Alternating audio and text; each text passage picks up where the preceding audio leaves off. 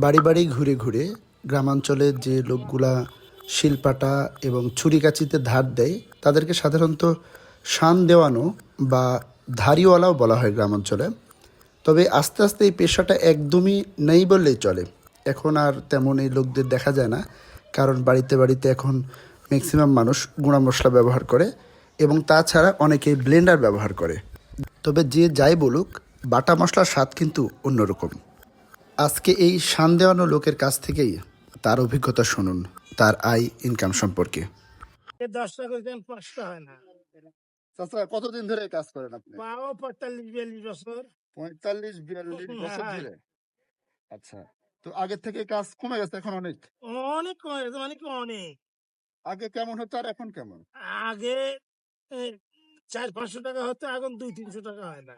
আচ্ছা, এক একটাতে কয় টাকা নেন এগুলো করতে? 60, 50, 70।